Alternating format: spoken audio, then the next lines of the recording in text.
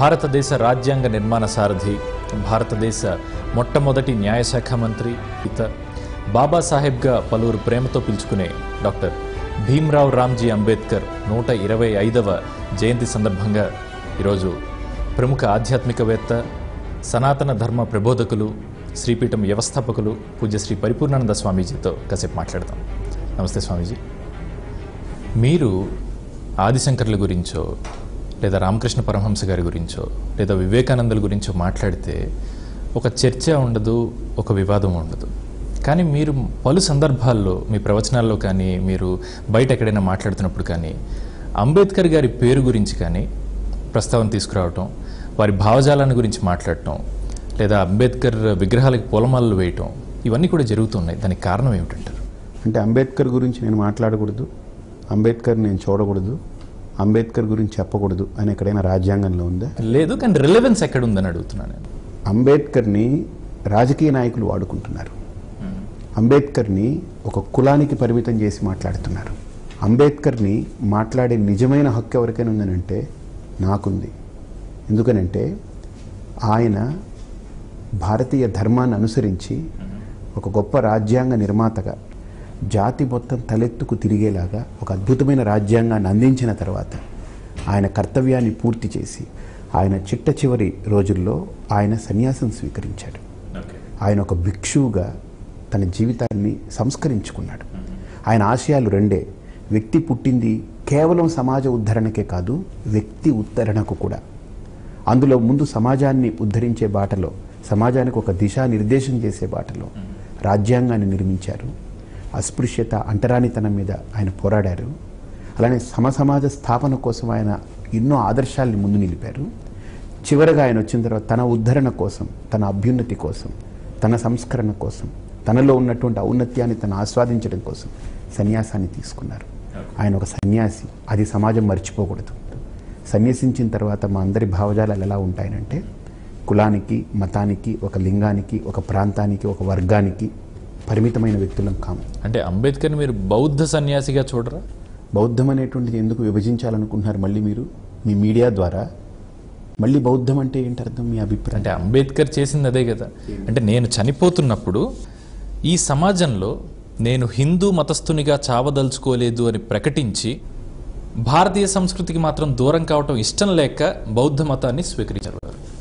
So బౌద్ధ సన్యాసి అన్న పదం కరెక్ట్ కాదంటారా? అసలు బౌద్ధానికి సన్యాసం అనేటువంటిది నేర్పింది ఎవరు? బౌద్ధం పుట్టిందే ముందు హిందుత్వం పుట్టిందే? హిందుత్వం నుంచి బౌద్ధం అయితే పుట్టింది కదా.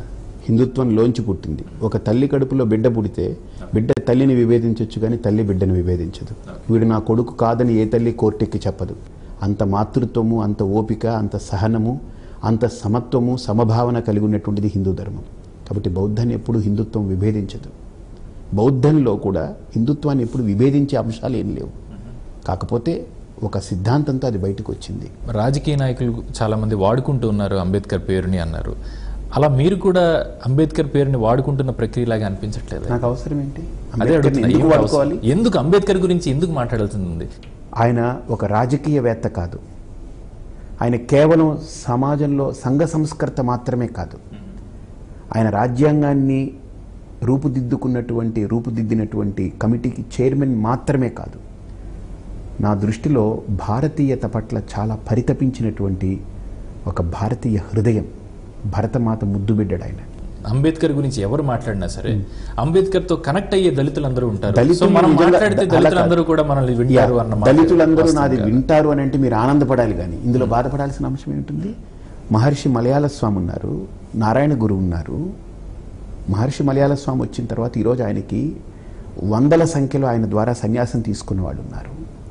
ఆయన స్వయంగా ఈరోజు మనం చెప్పుకోవాల్సి వస్తే సిగ్గుచేటు. ఆయన్ని కూడా ఒక సామాజిక నేపథ్యంలో పెట్టాలనుకుంటే ఆయన ఒక ఎస్సీ నేపథ్యంలో పెట్టాల్సి వస్తుంది. కానీ మాకేం ఉండదు అది సన్యాసులకి. మాకు సమాజం అనే కోణం ఉంటుంది, మాకు కులం అనే కోణం ఉండదు. ఈ కులపిచ్చ, ఈ కులగజ్జి అని ఎవరైతే మాట్లాడుతుంటారో, కుల నిర్మూలన చేయాలని మాట్లాడుతుంటారో వాళ్ళలో చాలా ప్రాబ్లమ్స్ ఉంటాయి. మాకు ఆ ప్రాబ్లమ్స్ లేవు. ఎవరి దగ్గరికైనా ఎవరి యొక్క భావజాలానైనా స్వీకరించి ఇది సమాజంలో చెప్పాలనుకునేటువంటి ఒక లోపల అవగాహన ఉన్నటువంటి వ్యక్తులు, విద్యను అధ్యయనం చేసినటువంటి వ్యక్తులు. నేను మాట్లాడే మాటలు ఎక్కడైనా సమాజానికో ఒక సంస్కరణలకో లేదా ఒక శాస్త్రీయతకో విరుద్ధంగా ఉంటే మీరు నన్ను ప్రశ్నించండి.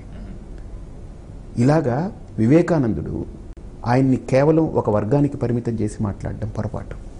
అంబేద్కర్ని కూడా ఒక వర్గానికి పరిమితం చేసి మాట్లాడడం పొరపాటు. కానీ దళిత నాయకుడనే అంటారు కదా అంబేద్కర్ గురించి మాట్లాడేటప్పుడు. అదే పొరపాటు అంటున్నాను. ఆయన దళితులకే రాజ్యాంగం నిర్మించారు. ఆయన మరి ఆయన రాజ్యాంగాన్ని ఈరోజు మీరు కానీ ఎందుకు దళిత నాయకుడిగా మాత్రమే అతని గుర్తింపు ఎందుకు ఉంది ఈ రోజున? అది అదే మన దౌర్భాగ్యం. మహాత్మా గాంధీని వైశ్య నాయకుడు అని అంటారా? కందుకూరి వీరేశలింగం పంతుల్ని బ్రాహ్మణ నాయకుడు అంటారా? అల్లూరి సీతారామరాజుని రాజుల నాయకుడు అని అంటారా? మన దౌర్భాగ్యం అంటే ఎవరూ గుర్తించకపోతే వాళ్ళన్నా గుర్తిస్తున్నారని. ఈరోజు భారతదేశంలో 125 కోట్ల మంది ఆలింగనం చేసుకోవాల్సినటువంటి, ఆస్వాదించాల్సినటువంటి, అభినందించాల్సినటువంటి వ్యక్తిత్వాల్లో భీమ్రావ్ రామ్జీ అంబేద్కర్ అనేటువంటి వ్యక్తి ఒక మహోన్నతమైన ఒక మహర్షి ఆయన. కాబట్టి ఆయన గురించి నేను మాట్లాడాలా వద్దా అనేటువంటిది మీరో ఇంకొకళ్ళో కాదు, అది పరిపూర్ణానందగా నేను నిర్ణయించుకున్నటువంటిది. నేను దాన్ని చాలా గౌరవంగా భావిస్తున్నాను. రైట్, మీరు నిర్ణయించుకున్నారు కాబట్టి కుల నిర్మూలన గురించి మీరు ఇందాక మాట్లాడుతున్నారు. ఆ అవసరం అసలు ఉందంటారా లేదంటారా? ఈరోజు కులము అనేటువంటి శబ్దము రాజకీయ డిక్షనరీలో వచ్చింది. సెక్యులరిజం అనేటువంటిది ఎక్కడి నుంచి వచ్చింది? ఎవరు తీసుకొచ్చింది? రాజకీయ డిక్షనరీలో. సెక్యులరిజం పేరు మీద ఈరోజు ఎంత పెక్యులర్గా ప్రవర్తిస్తుంది ప్రభుత్వాలు. వివక్షకు గురవుతున్నది హిందూ ధర్మం కాదా? మైనారిటీల బుజ్జగింపుల్లో హిందువుల్ని అనగదొక్కడం అనేటువంటిది మనకు కనపడట్లేదా? కాబట్టి రాజకీయ డిక్షనరీలో పుట్టినటువంటి పదాలకి అజెండా ఉంటుంది.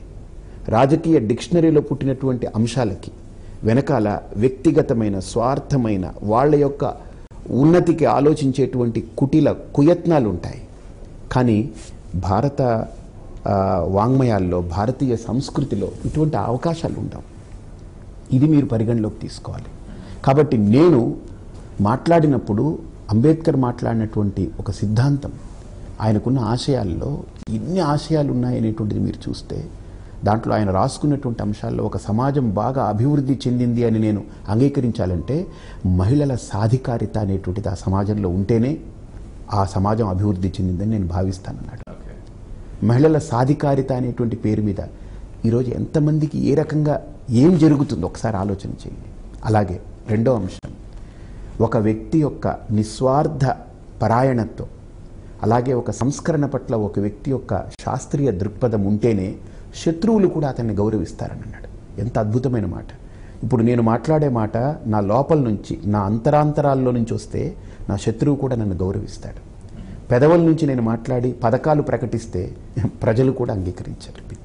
అది అంబేద్కర్ గారు మనకు అందించి, అంటే నువ్వు చెప్పే ప్రతి అంశము బయట కాదు, లోపల నుంచి రావాలి, నీ అంతర్వాణిగా మారాలి, అది అందరి వాణిగా మారుతుంది. అలాంటి ఒక మహోన్నతమైన వ్యక్తిత్వం. అందరూ చదువుకోవాలి, చదువుకుంటే సమాజంలో చాలా మార్పులు వస్తాయి అని మాట్లాడినటువంటి, గొంతెత్తి చించి వెలిగెత్తి చాటినటువంటి ఒక మహానుభావుడు అంబేద్కర్. కానీ దానికి రూట్ కూడా ఆయన చిన్నతనంలో ఎదుర్కొన్న వివక్ష అని చాలా స్పష్టంగా మనం చదువుకుంటున్నాం చిన్నప్పటి నుంచి. అలానే అస్పృశ్యత అన్నది ఏదైతే ఉందో అది విపరీతంగా ఉండేది ఆ సమయంలో. దాని నుంచి బయటికి రావాలి సమాజం అని వారు పోరాడారని మనం అనుకుంటున్నాం. కానీ ఇన్ని దశాబ్దాల తరువాత నిజంగా మార్పు జరిగిందంటారా? అంబేద్కర్ యొక్క వాదనల్లో ఒక అద్భుతమైనటువంటి వాక్యం ఉంది. బానిసత్వంతో మనం ఎంత నష్టపోయామో అంతకంటే భయంకరమైనటువంటి వ్యాధి అస్పృశ్యత, అంటరానితనం అనేది. ఇప్పుడు ఒక ఎయిడ్స్ పేషెంట్ని మనం చూసినట్టుగా సమాజంలో ఒక కులం ఇంకో కులాన్ని చూడటం అనేటువంటిది, ఒక అంతరాలు కులాల మధ్య వచ్చిందని అంటే ఇంతకంటే భయంకరమైన జబ్బు ఏది ఉండదు. ఒక జబ్బు వస్తే ఒక వ్యక్తిని చంపుతుంది, కానీ అస్పృశ్యత, అంటరానితనం, లేకపోతే ఇంకొకళ్ళని అనగదొక్కాలనుకోవడం, అణిచివేయాలనుకోవడం, లేకపోతే ఒకళ్ళని పూర్తిగా నాశనం చేయాలనుకునేటువంటి జబ్బు కనుక బయలుదేరితే ఇది చాలా ప్రమాదకరమైనటువంటి జబ్బు అని దానికి తిరుగుబాటు చేశారు. కానీ ఆ జబ్బు అయితే మన సమాజంలో ఉండేది కదా స్వామీజీ. మీరు ఇంకొక మాట గుర్తుపెట్టుకోండి, అంబేద్కర్ గారి పేరు అంబేద్కర్ కాదు, ఆయన పేరు అంబా వాడేకర్ అనేది. వారు ఎందుకు అంబేద్కర్గా తన పేరు మార్చుకున్నారు, స్కూల్ బుక్స్లో మార్చుకున్నారనేది ఒకసారి చూస్తే, ఏ సమాజంలో అయితే అస్పృశ్యత ఉందో, ఏ సమాజంలో అంటరానితనం ఉందో ఆ సమాజంలోనే సంస్కర్తలు కూడా ఉన్నారనేటువంటిది ఆయన పేరుతోటే తెలుస్తుంది. ఆయన్ని మహాదేవ్ అంబేద్కర్ అనేటువంటి ఒక టీచర్ ఆయనకి పాఠాలు నేర్పినటువంటి గురువుల్లో ఆయన ఒకరు. ఆయన్ని చేరదీసి ఆయనకు అద్భుతమైనటువంటి ఆలోచన శైలిని అందించినటువంటి వ్యక్తి ఆయన. ఈరోజు సోకాల్డ్ మనం కులాలని కాకుల్లాగా అరుచుకునేటువంటి సమాజానికి చెప్పుకోవాలంటే ఆయన ఒక జాబితాలో వేయాలనంటే అంబేద్కర్ అంటే అంబా వాడేకర్ అనే వ్యక్తి ఎస్సీ కులానికి చెందిన వ్యక్తి అయితే, మహదేవ్ అంబేద్కర్ అనేటువంటి వ్యక్తి బ్రాహ్మణ కులానికి చెందిన వ్యక్తి. ఒక బ్రాహ్మణుడు ఒక ఎస్సీ తోటి అంత మైత్రి ఏర్పరచుకున్నాడు అనంటే అస్పృశ్యత అంటరానితనం అనేది సమాజంలో రాజకీయ పరంగా బయలుదేరినటువంటి అంశం, సమాజంలో అవగాహన రాహిత్యంతో ఉన్నటువంటి కొన్ని కోణాల నుంచి బయలుదేరిన అంశం. రెండోది, ఒక వివక్షకు గురయ్యేటువంటి ప్రమాదాలు ఏర్పడతాయి. కాబట్టి అంబా వాడేకర్ని అంబేద్కర్గా తన్ను తాను అంబేద్కర్గా మార్చుకున్నటువంటి సంఘటన ఆయన గురువు దగ్గర నుంచి వచ్చింది. ఆయన బ్రాహ్మణుడు కదా, ఆయన ఉన్నత చదువులు చదువుకోవాలని బరోడా మహారాజు ఆయనకి డబ్బు ఖర్చు పెట్టి, ఆయన విదేశాలకు సైతం ఆయన వెళ్ళినప్పుడు ఖర్చు పెట్టి ఆయన చదివించింది బరోడా మహారాజు అగ్రవర్ణస్తుడు కదా. ఆయనకి సమాజంలో ఈయన ఒక అద్భుతమైనటువంటి ఒక నేత కాగలడు, ఒక విజన్ ఉంది, ఈయనకి దార్శనికత ఉంది, ఈయన ఒక గొప్ప మహర్షి అని గుర్తించి ఆయనకు ఆ స్థానం కల్పించాలని పోరాడిన వ్యక్తుల్లో కొల్హాపూర్ మహారాజు, సాహు మహారాజు అనేటువంటి వ్యక్తి కాడ. సో అగ్రకులాల మీద వ్యతిరేకత అంబేద్కర్ గారికి ఉండేది కాదంటారా మీరు? ఖచ్చితంగా ఆయన అక్నాలెడ్జ్ చేశారు. ఆయన యొక్క జీవితం బయోగ్రఫీ చూస్తే, నేను అగ్రకులాలని ఎప్పుడూ తిట్టను, కానీ అణచివేయబడ్డ కులాలకి ఒక ఉద్ధరణ జరగాలి, అది అగ్రవర్ణాల మధ్య అణచివేయబడ్డ వర్ణాల మధ్య అవగాహన కల్పించాలి, ఒక వారధి ఏర్పాటు చేయాలి. అంటే ఈ భావజాలం మీరు ఏదైతే చెప్తున్నారో, ఈరోజు అంబేద్కర్ పేరు వాడుకుంటున్న సంఘాలు కానీ, లేదా రాజకీయ పార్టీలు కానీ, లేదా ఇండివిజువల్ వ్యక్తులు కానీ, వారు మాట్లాడుతున్నప్పుడు మాత్రం ఖచ్చితంగా అగ్రవర్ణాల మీద ఒక దాడి చేస్తూనే అప్పుడు దళితుల అభివృద్ధి జరగాలని మాట్లాడుతూ ఉంటాం. వాస్తవం కాదా? ఇప్పుడు దాడి చేశారనుకోండి, మళ్ళీ వీళ్ళు అణచివేతకు గురవుతారు. దాడి ఎందుకు చేయాలంటాను అంటే అంబేద్కర్ సిద్ధాంతాలు నిజంగా వీరికి అర్థం కావట్లేదనా, వీరు తెలుసుకోలేదని అనుకోవాలి. ఈరోజు సమాజంలో అణచివేతకు గురవడం, వివక్షకు గురవడం ఒకటి నాకు చెప్పండి. అంటే 2 గ్లాసుల సిద్ధాంతాలు ఇప్పుడు లేవంటారా? అలాంటి ఊర్లు లేవంటారా? హైదరాబాద్ లో ఉందంటారా? మహబూబ్ నగర్ జిల్లా హెడ్ క్వార్టర్స్ లో ఉందా? కొన్ని గ్రామాల్లో అయితే ఖచ్చితంగా ఉంది. కొన్ని అంటున్నారు, ఎన్ని లిస్ట్ అవుట్ చేయండి. ప్రస్తుతాన్ని నేను లిస్ట్ అవుట్ చేయలేను, కానీ అంటే వేళ్ల మీద లెక్క పెట్టేవే చెప్తారు మీరు, అంతేనా? మొత్తం సమాజంలో లేదు కదా, మొత్తం సమాజంలో కృషి జరిగింది కదా. దాడితో చేశారా ఆయన? అంబేద్కర్ కొట్టమన్నాడా? అందరినీ తిట్టమన్నాడా? మీడియాలోకి ఎక్కి వాళ్ళని వీళ్ళని నోటుకొచ్చినట్టు తిట్టమన్నాడా అంబేద్కర్? అవగాహనతో మీరు చదువుకోండి, మీరు లేవండి, మీరు నిలబడండి, ఉత్తిష్టత, జాగ్రత్త, ప్రాప్యవరాన్ని నిబోధత. వివేకానందుడు మొత్తం జాతికి ఎలాగైతే ఆధ్యాత్మిక సందేశం ఇచ్చాడో, అణచివేయబడ్డటువంటి వర్గానికి అంబేద్కర్ ఇచ్చిన గొప్ప సందేశం కొట్టడంతోటో, తిట్టడంతోటో, తిరగబడడంతోటో కాదు. నువ్వు చదువుకో, ముందు నీ చదువుని చదువుకోమని. ఈరోజు జిఎంసి బాలయోగి ఒక అద్భుతమైనటువంటి స్థానాన్ని, స్పీకర్గా ఆయన స్థానాన్ని సంపాదించారు. ఆయనకి కులం ఇవ్వలేదండి ఆ స్థానం, ఆయన కష్టపడితే ఆయన్ని గుర్తించింది అంత. ఆయనకు ఒక స్థానం వచ్చిన తర్వాత కులం వాళ్ళు, పార్టీ వాళ్ళు, లేకపోతే సమాజంలో ఆయన మిత్రులు అందరూ కూడా మావాడు అనుకోవడం మొదలుపెట్టారు. అదే ఈరోజు ఏమీ కాకుండా అడుక్కునేవాడిని వాళ్ళ కులం వాళ్ళో, వాళ్ళ కుటుంబం వాళ్ళో, సమాజంలో మిత్రుల్లో మావాడని క్లెయిమ్ చేయమనండి, అది ఏ కులస్తుడైనా సరే క్లెయిమ్ చేయరు. ఇప్పుడు ఒక చిన్న విరామం తీసుకుందాం.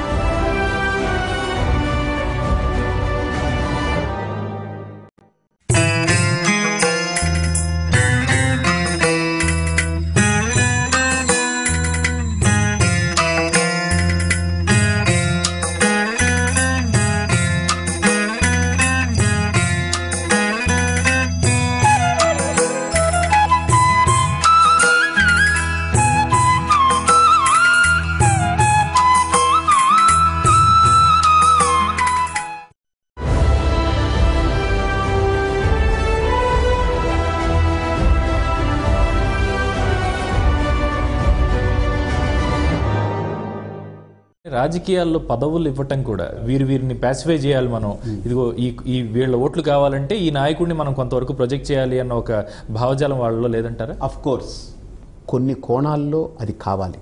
సమాజంలో కొన్ని వర్గాల్ని ఉద్ధరించాలి అని అంటే ఈ పోరు కాకుండా అంబేద్కర్ బాటలో వెళ్ళినటువంటి వాళ్ళందరూ కూడా ఒక గొప్ప ఐఏఎస్ పదవుల్లోనూ, ఐపీఎస్ పదవుల్లోనూ, ఒక గొప్ప సముచితమైనటువంటి స్థానంలోనూ బాలయోగి లాంటి వ్యక్తులు కూడా.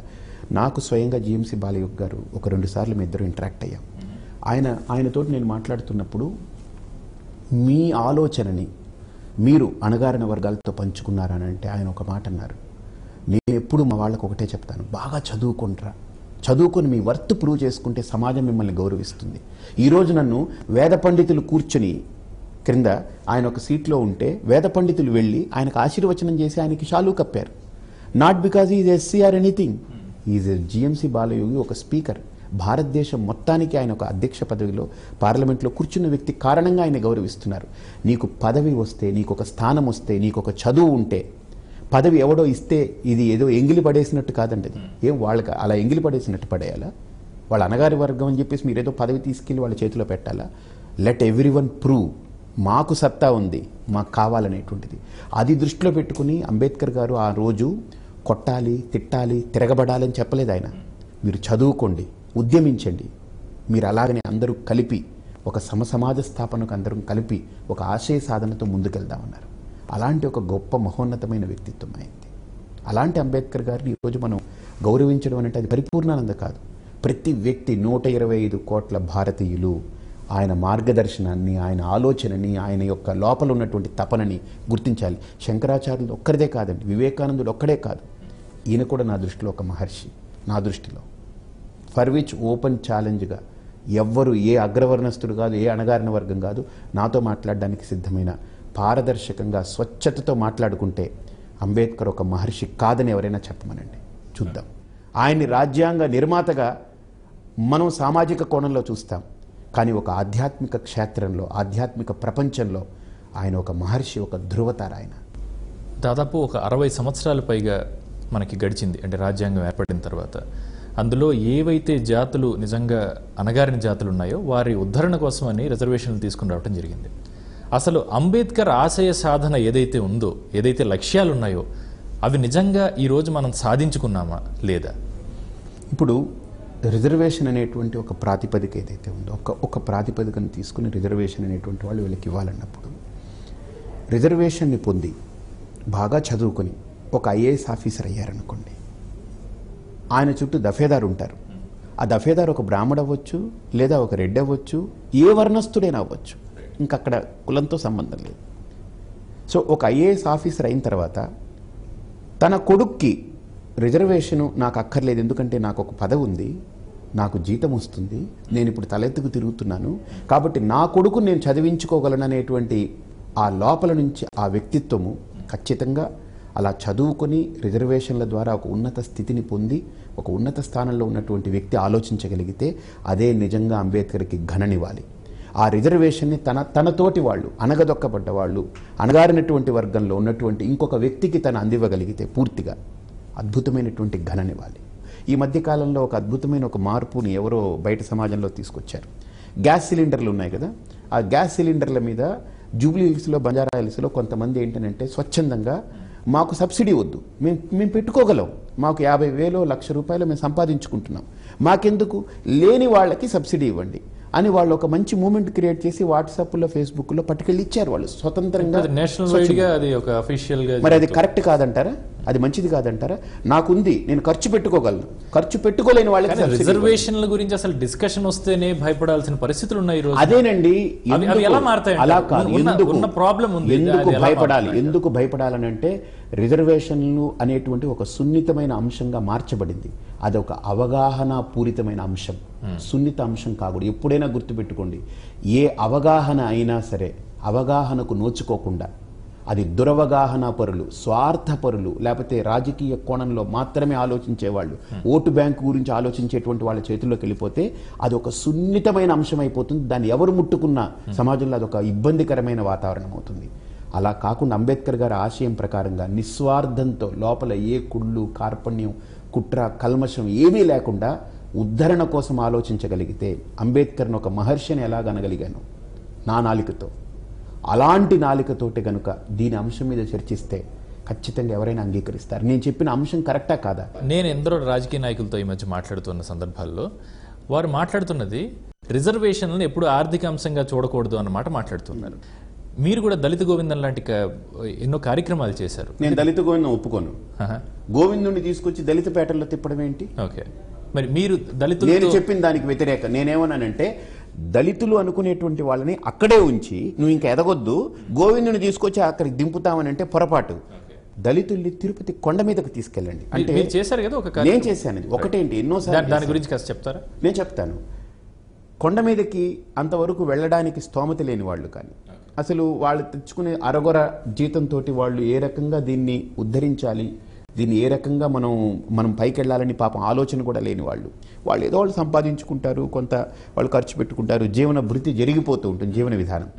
వాళ్ళని గుర్తించి వాళ్ళందరినీ నేను కొండ మీదకి తీసుకెళ్ళాను. వాళ్ళు పొందిన ఆనందం అంతా ఇంత కాదు. మన భారతీయ సంస్కృతి దేవుణ్ణి దింపమని చెప్పలేదు, జీవుణ్ణి ఉన్నత స్థితికి చేర్చని చెప్పింది. కాబట్టి నేను టీటీడీ మీద ఇప్పటికీ కూడా నేను చెప్పేది, దళిత గోవిందం పేరు మీద మీరు కళ్యాణాలు చేయించండి, తప్పు కాదు, కానీ అది చేసి దళిత గోవిందం అనకండి. కాబట్టి నేనన్నది దళితులందరినీ కూడా, అణగారిన వర్గాల్ని, అట్టడుగు వర్గాలకి బస్సులు ఫ్రీగా ప్రొవైడ్ చేసి కొండ మీద దర్శనం చేయించి వాళ్ళకొక రక్షాబంధనం కట్టి, స్వామిది రక్ష కట్టి వాళ్ళకి మెడలో $1 వేసి స్వామికి సంబంధించినటువంటి ఏదైనా ఒక ఫోటో ఇస్తే వాడు జీవితంలో భగవంతుని ఎప్పటికీ విడిచిపెట్టలేడు. ఓపెన్గా మాట్లాడుకుంటే చాలా తక్కువ మంది స్వాములు కానీ, సన్యాసులు కానీ, పీఠాధిపతులు, మఠాధిపతులు కానీ దళితుల గురించి మాట్లాడటానికి కానీ, వారికి ఏదైనా ఒక సహాయం చేయడానికి కానీ పెద్దగా ముందుకు వస్తున్నట్టుగా కనబడదు. చేస్తారో లేదో అన్నది రెండో అంశం. మీరు అంటే ఏజెన్సీ ప్రాంతాల్లో తిరిగి ఎక్కడైతే ఎక్కువగా వెనకబడిన వర్గాలు కానీ, జాతులు కానీ ఉంటాయో వారి దగ్గర కంబళ్ళ పంపిణీ లాంటి కార్యక్రమాలు చేయడానికి ముందుకు రావడానికి ఇది అంటే దీని వెనుక ఉన్న ఉద్దేశం ఏంటి, మీ భావజాలం ఏంటి అన్న తెలుసుకోవాలనుకుంటున్నాను. శంకరాచార్యులు వారు ఏం చెప్పాలనుకున్నారు, వివేకానందుడు ఏం చాటాలనుకున్నాడు, అంబేద్కర్ ఈ జాతికి ఏం సందేశం ఇచ్చాడు, ఇలా ఒక్కొక్కరిని మనం కనుక వెలికి తీస్తే వీళ్ళందరి తపన ఒకటే, భారతీయత అనేటువంటిది ఒక సమగ్రమైన సమర్థవంతమైన ఒక శక్తి కేంద్రం. ఇది ఈ శక్తి కేంద్రంలో చిన్న వైర్ అవ్వచ్చు, పెద్ద వైర్ అవ్వచ్చు. పెద్ద వైర్లో కొంత దాని యొక్క పవర్ డ్రాయింగ్ అనేటువంటి కెపాసిటీ ఎక్కువ ఉంటుంది, చిన్న దాంట్లో చిన్న డ్రాయింగ్ కెపాసిటీ ఉంటుంది. But every wire carries A power, అంతే కదా. అలాగని భారతదేశంలో ఒకళ్ళు తక్కువ స్థాయిలో వాళ్ళ యొక్క విజ్ఞానము లేకపోతే వివేకము పరిధి తక్కువ ఉండొచ్చు, ఒకళ్ళకి విస్తృతమైన స్థాయి ఉండొచ్చు. కాబట్టి ఈ స్థాయి భేదాలని పక్కకు పెట్టి అందరము భారతీయత అనే ఒక శక్తి కేంద్రానికి అనుసంధానమై ఉన్నాము, మనం తక్కువ ఎక్కువ కాదు అనేటువంటి ఒక ప్రధానమైన కీలకమైన అంశాన్ని, వసుధైక కుటుంబకం అనేటువంటి ఒక పెద్ద నినాదం, వేదం అందించే నినాదాన్ని వీళ్ళందరూ చాటి చెప్తూ ఉన్నారు. అయితే నాకు అనిపించింది వీళ్ళందరినీ ఎందుకు మనం గౌరవిస్తున్నామనంటే వాళ్ళు నోటితో మాట్లాడడం కాదు, ఆచరించి చూపించారు. ప్రవచనం చెప్పి వాళ్ళని మెప్పించేటువంటి వర్గం ఒకటైతే మన కోసం ఎదురు చూసేటువంటి వర్గం ఒకటి ఉంది. మనం వెళితే చాలని అలాంటి వర్గం దగ్గరికి వెళ్ళాలి. నేను వెళ్ళినా వెళ్ళకపోయినా ఒక కంబళి రూపంలో వాళ్ళు కప్పుకుంటే పరిపూర్ణానందని ప్రేమించినట్టు, నన్ను కాదు నా ఆశయాన్ని వాళ్ళు కప్పుకున్నట్టు, నా ఆదర్శాన్ని వాళ్ళు కప్పుకున్నట్టు నా ఫీలింగ్ అది. మీ ప్రాణానికి మా ప్రాణం ఒక ఆచ్ఛాదనగా ఉంటుందని ఒక హృదయంలో వాళ్ళకు ఒక భావన కల్పించగలిగాను. కారణం నాలో ఉంది కాబట్టి, అది నేను ఆ కష్టాలు పడ్డాను కాబట్టి నా జీవితంలో. నాకు ఒక పూట భోజనం దొరికితే అని ఆ ఆకలితో అలమటించినటువంటి రోజులు ఉన్నాయి. మామిడి పళ్ళు తినాలంటే నాకు ఇష్టం, కానీ పండు దొరక్క షాపుల్లో పడేసినటువంటి పండ్లుంటే ఎక్కడో వేరే ఊర్లో ఉన్నప్పుడు నేను దాంట్లో ఉన్న మంచి పండుని ఎంచుకుని నాకు ఇష్టమైంది కాబట్టి ఎవరూ చూడలేదనుకొని ఆలోచించుకుని కడిగి తిన్నటువంటి రోజులు నా జీవితంలో. ఇంతకంటే సమాజంలో మగ్గుతున్నటువంటి వాళ్ళు ఎంతోమంది ఉన్నారు సమాజంలో. వాటిని కులాల ప్రాతిపదిక చూడకండి. ఒక జబ్బు వస్తే వాడిని ఏ కులస్తుడని చూసి ట్రీట్మెంట్ ఇవ్వద్దు, డబ్బు లేకపోతే వీడు ఏ కులస్తుడు అని తీసి ఆదరించొద్దు, ఆకలితో ఉంటే వీడు ఏ కులస్తుడని చూసి అన్నం పెట్టద్దు. అలాగే సమాజంలో అణగారినటువంటి వర్గాలను కూడా కుల ప్రాతిపదికను చూడద్దు. నన్ను ఈ సమాజం గుర్తించిందంటే పరిపూర్ణానందని ఏ కులం అని గుర్తించింది? నన్ను నాలో ఉన్న ప్రజ్ఞను గుర్తిస్తుంది, నాలో ఉన్న ఆదర్శాన్ని ఆస్వాదిస్తుంది, ఆహ్వానిస్తుంది. అదే చూడగలగాలి. జ్ఞానానికి కులంతో సంబంధం లేదు, ఆశయాలకి ఆదర్శాలకి కులంతో సంబంధం లేదు. వీళ్ళందరూ ఒక మహోన్నతమైన వ్యక్తిత్వం, వీళ్ళని కులాలకి పరిమితం చేయొద్దు. ఇప్పుడు ఒక చిన్న బ్రేక్ తీసుకుందాం.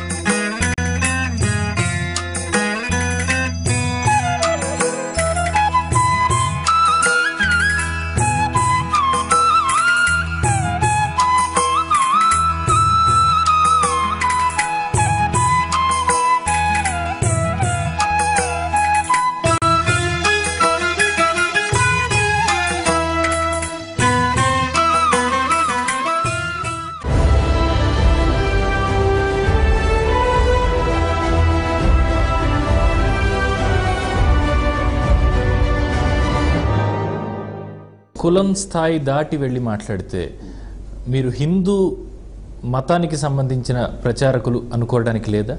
ఒక ప్రోడక్ట్ని బయట సమాజంలో ప్రచారం చేసుకుంటారు. ప్రబోధం అనేటువంటిది అవగాహన కల్పించడం, ఒక వ్యక్తిలో జీవితంలో ఒక పెద్ద మార్పుని తీసుకురావడం. వస్తువుని అమ్మడానికి ప్రచారం చేసుకోవాలి. అందుకనే ప్రచారకులు అని అంటే అది నా దృష్టిలో అభిప్రాయం. నా దృష్టిలో ఒక పరిపూర్ణానంద ఒక ప్రబోధకుడు.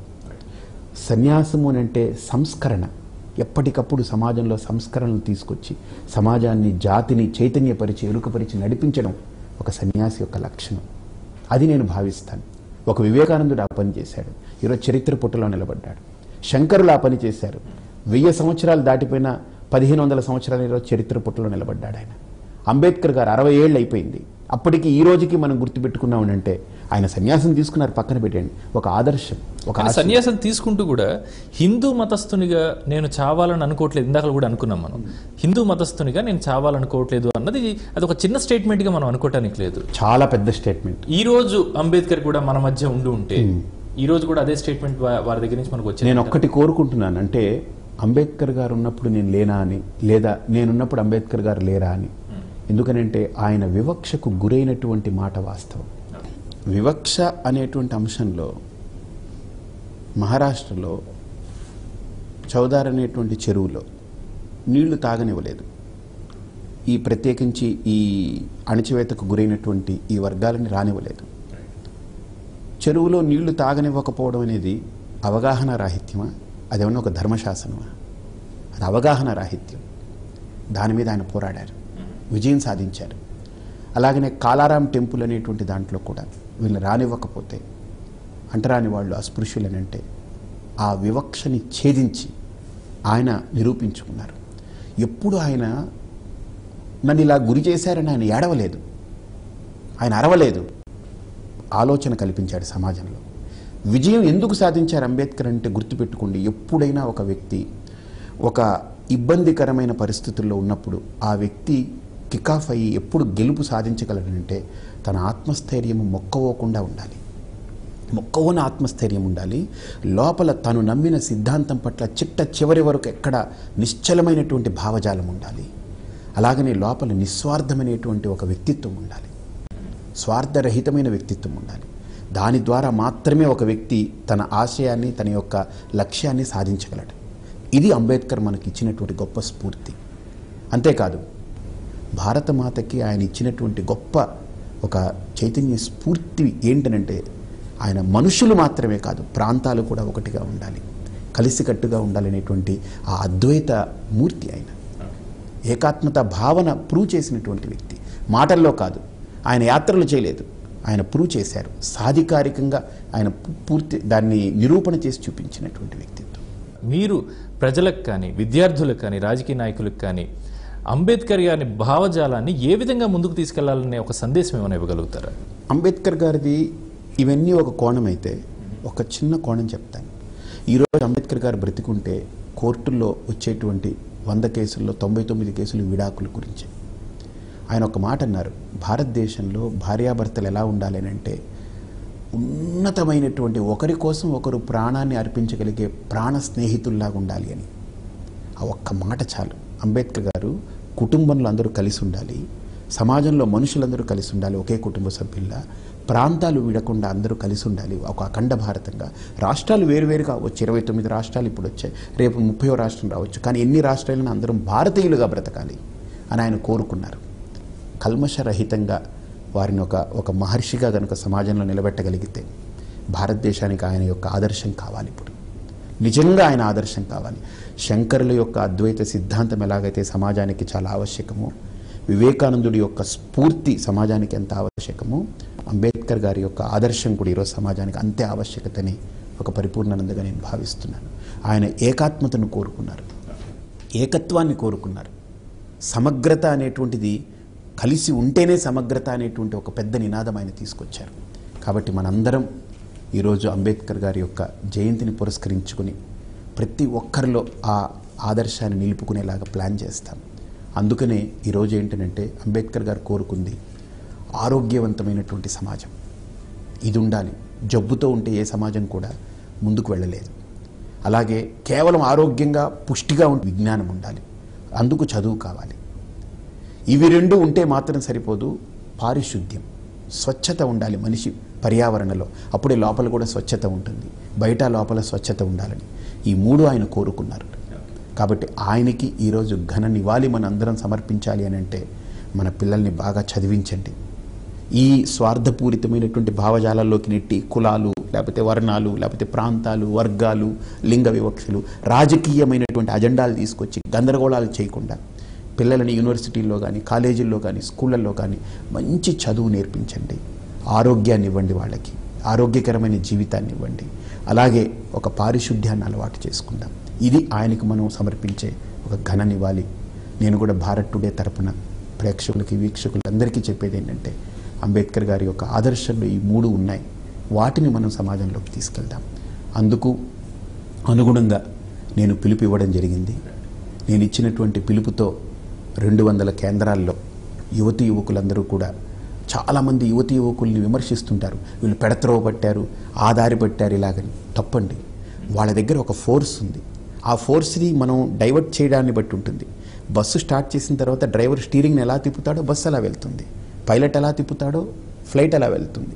అలాగనే సమాజంలో వీళ్ళందరినీ నడిపించగలిగేటువంటి, ఈ శక్తిని నడిపించగలిగేటువంటి ఒక నాయకత్వం కావాలి.